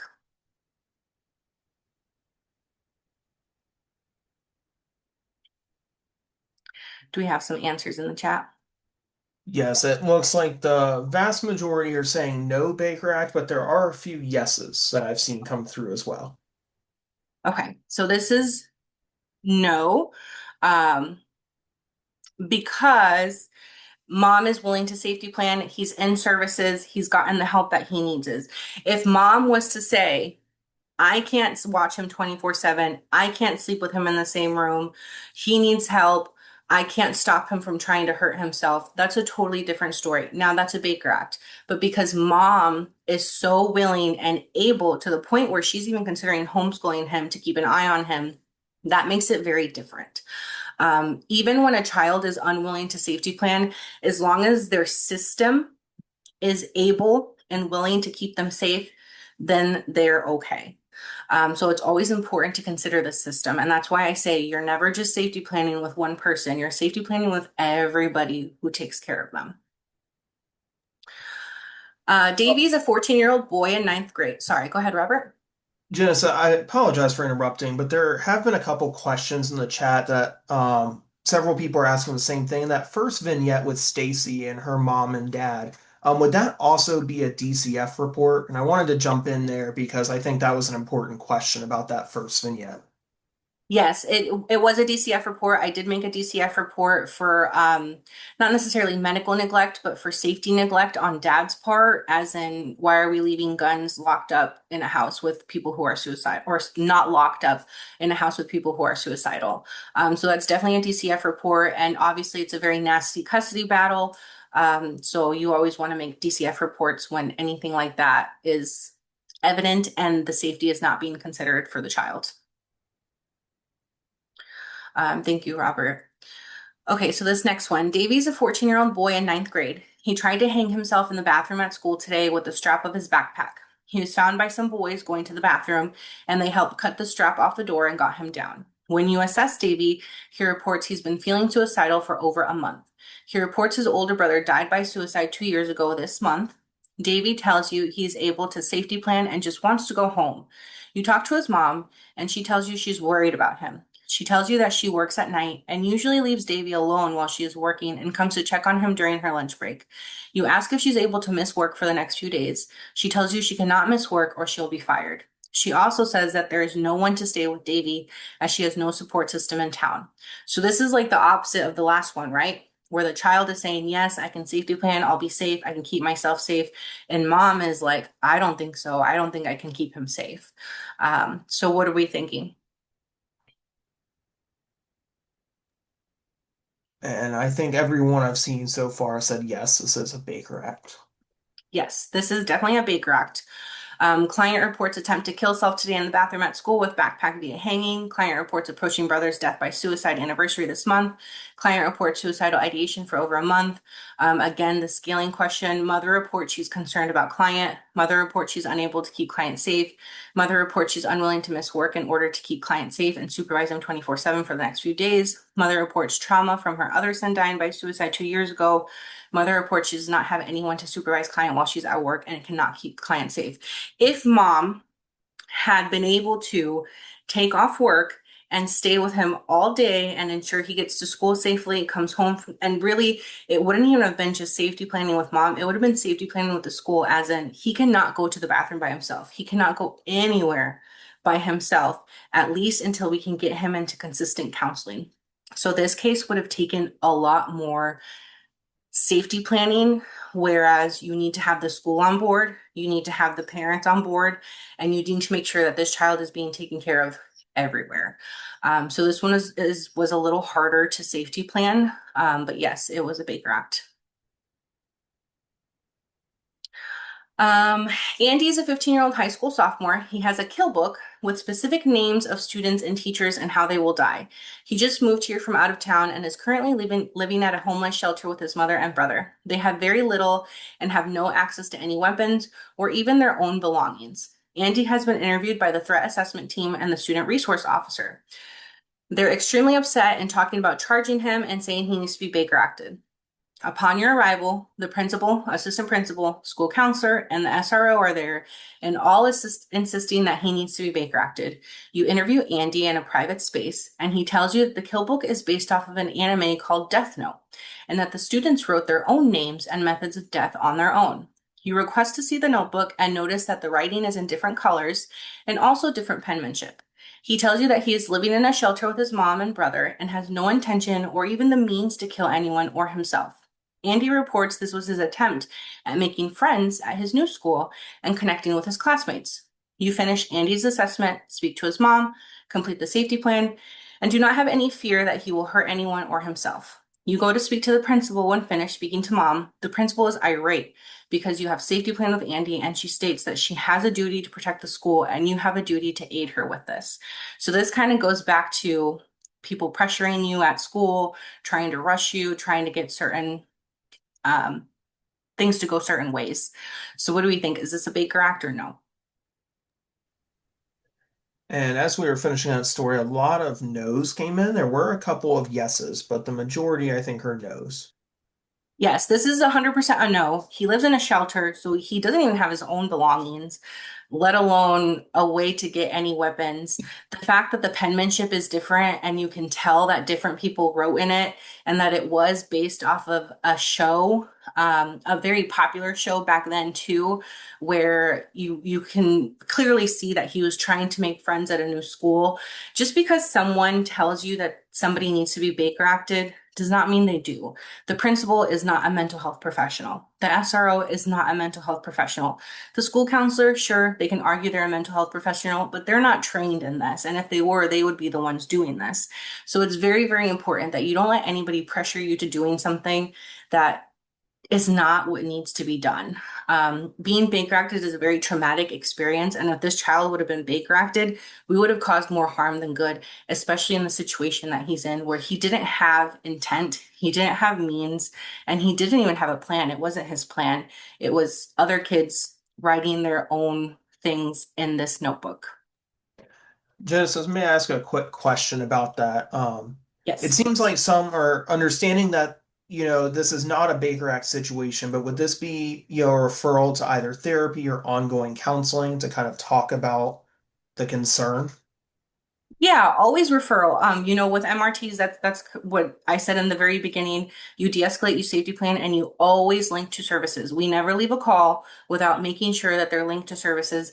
This specific case was referred to full service schools.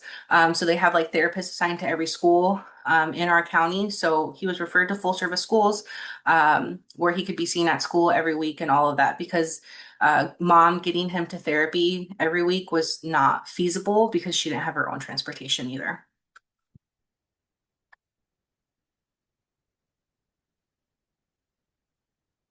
Okay. Tara is a 59-year-old woman who lives alone with her 12 dogs. Tara tells you she feels people are after her and that she has heard and seen multiple people walking on her roof trying to get into her home. Tara reports that police officers are trying to evict her because they don't like her attitude towards them. When asked if she's on medication, she tells you that she was previously diagnosed, but was only diagnosed because a psychiatrist was friends with a woman who doesn't like her. Tara appears disheveled and unkempt. You notice piles of trash in her home and are only able to walk through her home via a thin trail through all of her items. Tara's home seems like something you would see on hoarders. Tara's dogs are sleeping in beds with feces and urine. The smell is pungent. Tara tells you that she hasn't eaten in multiple days for fear that people on the roof are trying to poison her so they can take her home. Tara refuses to safety plan as she just wants you to stop the police from evicting her. Tara insists there's nothing wrong and she just needs your help to fight the city and police from taking her home. When asked if she wants to kill herself, Tara says, "What does it matter anyways?" What do we think? Is this a Baker Act or not? The overwhelming majority are saying yes, to that. Yes. Yes. And this would be on the form, it would be A and A. So she's unable to voluntarily say, yes, I need to go to the hospital. And it's also an A, as in she is severely neglecting herself on a variety of levels. So, yes, this was a Baker Act. Um, Oh, I'm sorry, it was B. So she's unable to determine, and then A with the neglect. So client reports symptoms of paranoia and concern with being watched and people coming into her home. Client reports refusal to eat or hydrate due to concerns of being poisoned. Feces and urine are all over the home. Client refuses to safety plan or agree to keep herself safe. Client experiencing delusions, paranoia, and hallucinations. I really should have added on here that she's also unmedicated. So that's important to add. I'll also add that when I know that they're on medication, I'll ask them what kind of medication they're on and I'll put it on here because the last thing you want is for them to get to the hospital and then the hospital prescribe them different medications because that can kind of perpetuate the problem too. Marie is a 7-year-old girl. She's reported to the school counselor that she wants to hang herself in the tree in the backyard. Marie's father passed away last year, and she has not had any counseling. When you contact her mother, she's extremely worried and concerned. Her mother reports that she had no idea and will come pick Marie up from school right away. Marie's mother reports that she will get her daughter into counseling immediately. When Marie is asked why she wants to die, she reports that she wants to be with her dad again. Her mother reports she will supervise Marie and is able and willing to keep her safe. Marie's mother reports she'll remove all rope-like items, sharp objects, and already sleeps with her every night. Today is Wednesday, and the mom reports that she will take the rest of the week off work to spend time with Marie. The school counselor reports she has submitted a family support services referral, and the therapist has made an appointment for Monday morning to conduct the intake. What do we think? Do we need to Baker Act Marie?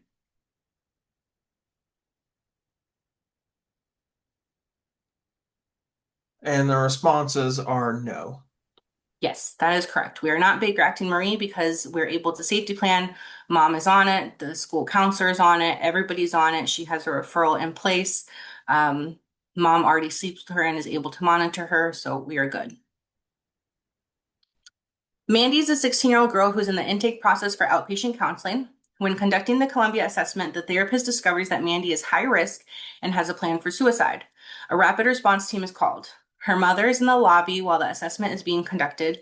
Mandy tells you that she plans to overdose as she has access to medications, and if that doesn't work, she will cut herself. She's willing to safety plan, but is unsure if she can truly keep herself safe and stop herself from attempting. Mandy reports she'll do her best, but oftentimes she cannot control her thoughts. When talking, the mom becomes irate and begins yelling so loud, you must take the conversation into the parking lot. Mandy's mom reports that she's sick of this behavior and she only does it for attention. Mandy's mom reports she's not willing to remove all sharp objects and does not want to hide the medication because then her daughter will break into her room and take the medication. The mom seems overwhelmed. When asked if she's willing to keep Mandy safe, her mom reports there is nothing she can do. What do we think about this one?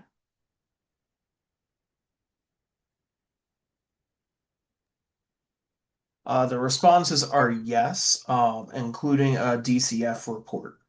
Yes, 100%.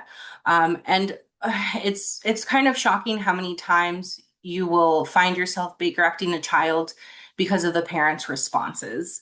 Um, And yes, DCF reports should always be made, but these are the ones that feel kind of gross and you don't feel good doing them because, if the parents would have responded a different way, it would have gone differently. But unfortunately, in this situation, it was a Baker Act. So again, what the client reports, what the mother reports she provides shelter and food for the client and doesn't know what more she can do for client. Mother reports she will not lock up medication or sharp objects because it never helps and client will break into her room anyways. Mother unwilling to keep client safe based on her statements. So again, what client says and other information goes here. Amy is a 16-year-old girl who was recently released from residential treatment for sexual behavior against children. The school calls and reports that Amy has a plan for suicide, cut herself with metal, and then swallowed it when asked to give it to the teacher. Amy seems hopeless and has a flat affect. She reports she has a plan to kill herself when she gets home and will definitely kill herself before her 18th birthday. Amy reports that maybe then her mom will care. When you ask her any future-oriented questions, Amy reports she does not want to live past her 18th birthday. Amy reports she only gets negative attention and no one really loves her. Amy's unwilling to safety plan, so you attempt to safety plan with her mom. Her mom seems overwhelmed and frustrated with Amy's behavior. Her mother reports she can no longer handle Amy's behavior and she does not know why they wouldn't send her to a more secure residential instead of sending her back home. Her mom states that Amy likes going to the crisis stabilization units because she sexually assaults children while she is there. Amy's mother does not think she can keep her safe. What's next? Are we Baker acting? Yes. Yes, 100% we're Baker acting. And the what's next portion, and when we print these off, I highlight a lot of things. This is what I would highlight. Mother reports client has history of sexually assaulting other children. Please be aware of this. And also, I called the facility. So the police will usually tell you which facility they're going to take them to. I called the facility. I asked for the admissions department, talked to the admissions department, and I say, hey, this person is on their way to you. These are their initials. This is their age. They have a history of sexually assaulting other children. Please, please, please make sure that you keep them in a secure location away from others. It's very important that you do this because she had been Baker acted many times before by police officers who did not do this or were not aware of this. And so she was allowed to be just in the general population with other kids. So it's very, very important that if you have somebody who does things like this, or you have somebody who has a history like this, that you call the facility where they're going and you make them aware because they have their own codes and their own protocols of how to handle this behavior. And definitely another DCF report would be made, even though there's already a DCF case open.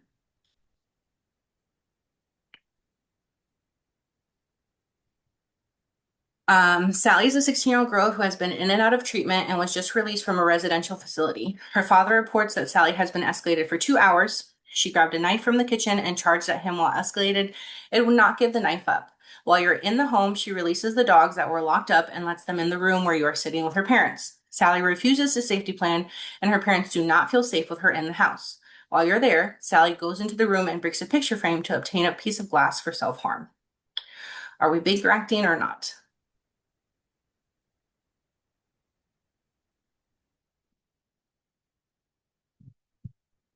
Oh, you muted yourself, Robert. Yes. The responses are overwhelmingly yes, we would Baker Act in this situation. Yes. So again, client attempted to grab a butcher knife while escalated, and she would not let father take it from her. Parents report client's violent and it escalated for over 2 hours. Father reports bipolar runs in his family. Again, this is important, and that's where you put it up at the diagnosis too. Parents report multiple Baker Acts in the past. Parents report previous running away. You can tell that this is one that I was very rushed, so I could not have a lot of information. I remember this situation very specifically to where I had to go outside because she was like grabbing bricks, throwing it at the window. So I'm like going outside, scrambling to hurry up and do this paper so the police can just take her. So as much information as you can, and then try to make it legible. I will say one big thing. You see how I abbreviated client to CL? Some facilities do not like that, and they will call you and they will say, what does CL mean? What does F mean? What does M mean? Because they're not used to writing like we are. So try to spell it out as much as you can. Maddie is a 13-year-old girl who does not live with her mom full time, but goes to her house often. Recently, she has been left at her mom's house due to her maternal grandma being ill in the hospital. Her mother has been refusing to let Maddie contact her grandma and check on her. This is causing her much distress. Mom reports that Maddie's unwilling to eat or drink. Maddie skipped school today to go to the store and buy cleaning products and poison. She reports being neglected at home and unable to take it anymore. You report information about the mother and father to the Department of Children and Families due to the severity of allegations. Maddie reports if she goes home, she'll try anything to kill herself. Due to the allegations, you find it difficult to trust her parents' ability to keep their daughter safe.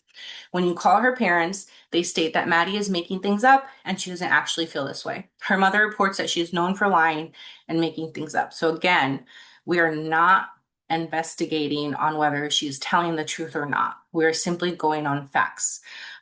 Does this meet Baker Act criteria?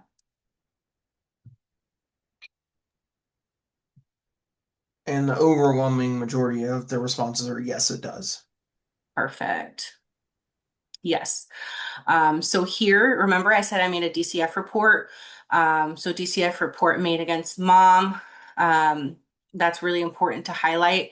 Something else that I think I maybe cut off the picture is the phone number for grandma and then the phone number for, because I think she lived with stepdad. So the phone number for biological father was there as well and highlighted because especially if there's a DCF report made against mom, the facility needs to have different contact information for a different adult that could possibly pick her up. So you put grandma's name, bio father's name, and you highlight it.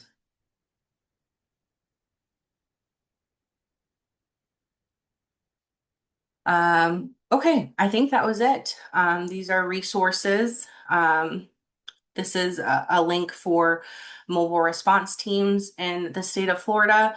Every county has an assigned mobile response team. There are about 54 mobile response teams in the state of Florida. So if you're unfamiliar with the mobile response team in your county, you can go to the DCF website and you can find them that way. And we have time for some questions.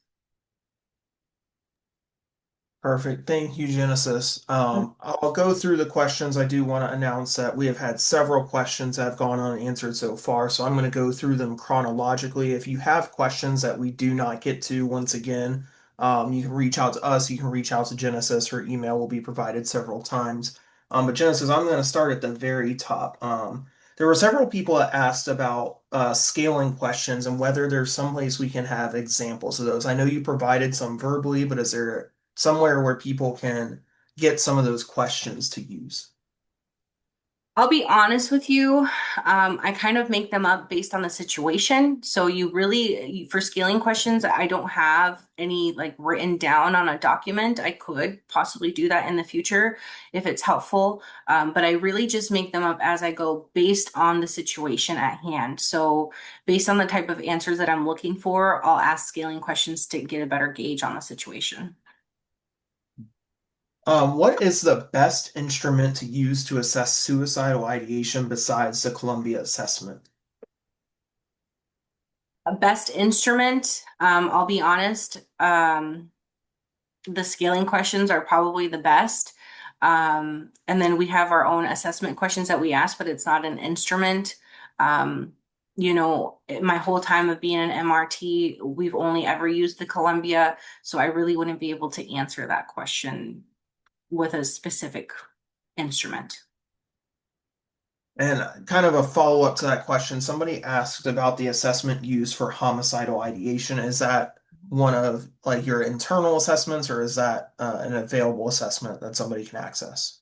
Yeah, that's an available assessment that somebody can access. Honestly, it looks a lot like the Columbia, so I think it's just a version of similar like the Columbia, but the homicide brief is what it's called. It's called the homicide brief assessment. Somebody asked earlier, and I'm going to do my best to interpret this question, that you've mentioned some, I think, individuals who are being Baker acted have a desire to get hospitalized. What is the interest in going to a hospital? Um, I'll give an example of somebody that we currently have who's calling us a lot recently. She has a lot of sexual abuse trauma. Mom doesn't believe her. Mom kind of makes her feel like she's the problem at home.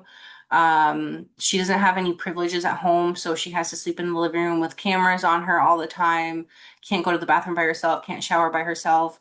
So she likes to be hospitalized as an escape from home. Oftentimes, they want to be hospitalized as an escape from home. When the parents want them to be hospitalized, it's because the parents are kind of searching for some sort of respite or a break. But most of the time, it's because it's a break and an escape from whatever they're dealing with at home. How do we de-escalate someone who is schizophrenic and having a psychotic episode? That's really, really difficult. Even if you have all the connection strategies in the world, if they're actively in psychosis and they're in an active schizophrenic episode, that can be very, very difficult. I would say try to keep your distance because sometimes they become very, very violent. Take police officers with you in case they do become violent. That way you have some safety parameters. But oftentimes, in the few situations where I've had somebody in a schizophrenic episode, I have not been able to de-escalate, and they typically end up being hospitalized, especially if they're unmedicated. If they're medicated and they're able to take some sort of medication to immediately help them de-escalate, that's different. But if they're unmedicated and in an active episode, that can be really difficult. Thank you. Would you be willing to share your policy with another mobile crisis team regarding late afternoon calls at schools? Late afternoon calls at schools. Basically, what we have in agreement is with our county, because we communicate with our counties, the school board and the county and all of that very well. We meet regularly. So we have an agreement that they are requiring their school resource officers to stay until we have gone. And that's for our own safety. And also, if we need a Baker Act, they're supposed to be the ones to transport.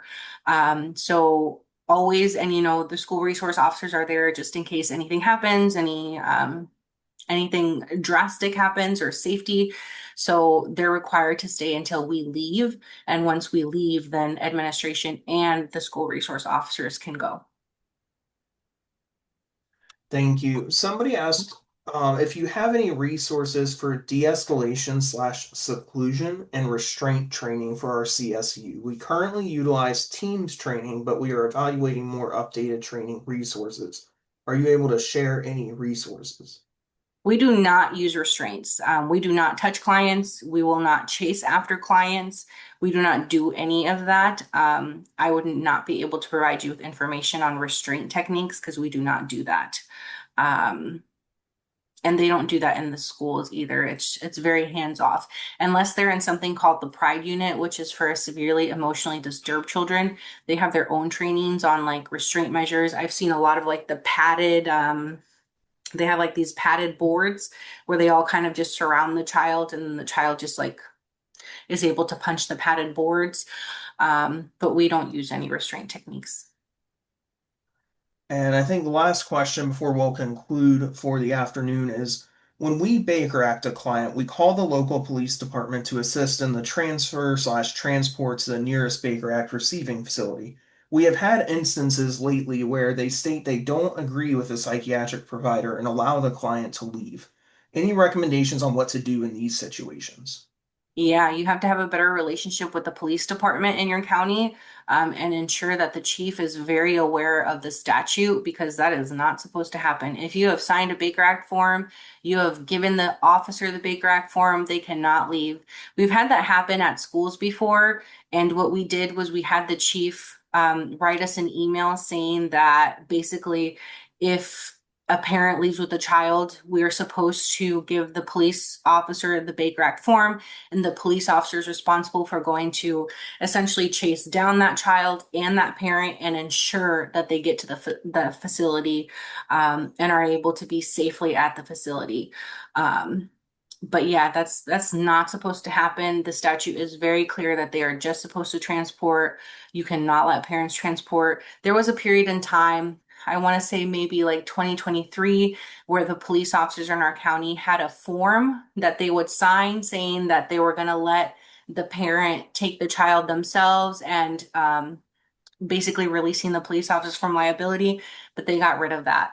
I would recommend highly having a conversation with your police department, with the chief of police, and then whatever information you can pass on to your team. I always copy the emails, print them off, laminate them, and just have my responders have them in their folders just in case they need to pull them out for evidence. Awesome. Thank you so much. Thank you, Genesis, for this wonderful presentation. We really appreciate all the time and work you've put into this webinar and all the valuable information and resources you've shared with us today. We have included Genesis's contact information so that you may contact her with any further questions. I know there were several that we did not get to, so you can always reach out to her. You can also reach out to us and we'll make sure the question gets answered. Please note a couple of business items really quick before we conclude. The evaluation will populate automatically at the end of the webinar here in just a moment. You will also receive an email with the evaluation link in 24 hours. The evaluation deadline is Tuesday, March 10th, 2026. If you have any questions about the evaluation, you can email us at training@floridabha.org. Certificates will be emailed to the email address you used to register for today's webinar within 30 business days. CEUs will also be reported to CE Broker within the same time period. You must have attended the entire webinar and completed the evaluation. We are not permitted to provide partial credit. I have seen a couple of questions asking if the recording will be available. Yes, the recording and materials used in today's presentation will be available on the FATA website within 30 business days. To access the recording and PowerPoint for previous webinars, visit www.fata.org, navigate to the Resource Center at the top of the screen, and then click on Training Library. Thank you all for participating in today's webinar. Genesis, thank you again so much for your time. We'd also like to recognize and thank the Florida Department of Children and Families for funding today's education. Have a great day, everyone, and please hold for the evaluation.